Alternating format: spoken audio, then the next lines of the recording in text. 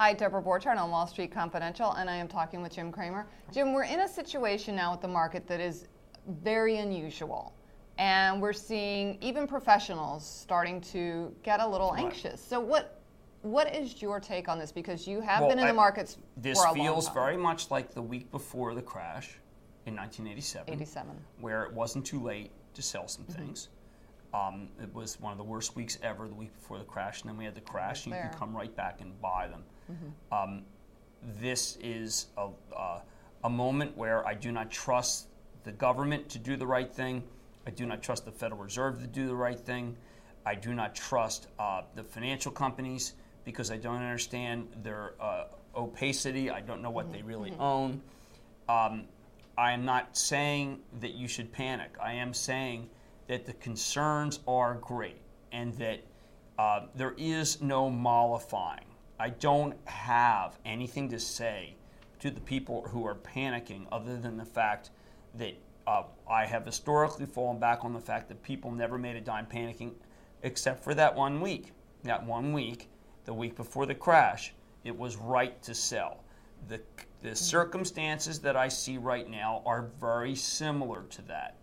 We have AIG, which if it goes under, all of the prices we have right now will be in the financials will be dramatically lower. But if you have a balanced portfolio of, as I'm trying to run fractionalersplus.com, of Procter and Pepsi and a Unilever and a Nike, well then you should just say, okay, listen, I'm willing to lose 25 to 30% of my financial side, which I have less than what's the S&P. It could pull me down because that's such a big decline. But the way you address panic is to look at your portfolio and recognize what's really vulnerable, what isn't, what really is insured by AIG and what isn't, what really owns Lehman Preferred and doesn't. And you should address that part of your portfolio that's directly involved with the panicky part of financial assets, and you should cut it back if you can't handle the pain. And I don't care where you cut it back.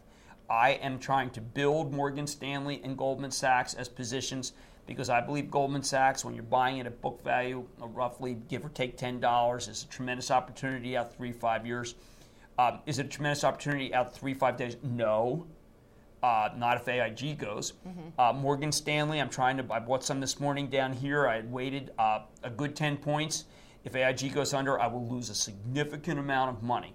But it is only that portion of my portfolio that is devoted to the financials, JP Morgan, Morgan Stanley, and Goldman. And I can handle those stocks going down 25, 30%. That's your comfort level. Right. If it's more than that, then I will have made a serious misjudgment. So those of you who can't handle down 35, 40, you won't be able to handle down 50. And you should take action and you should sell. All right. Thank you, Jim. Deborah here. Stay tuned for more at TheStreet.com TV.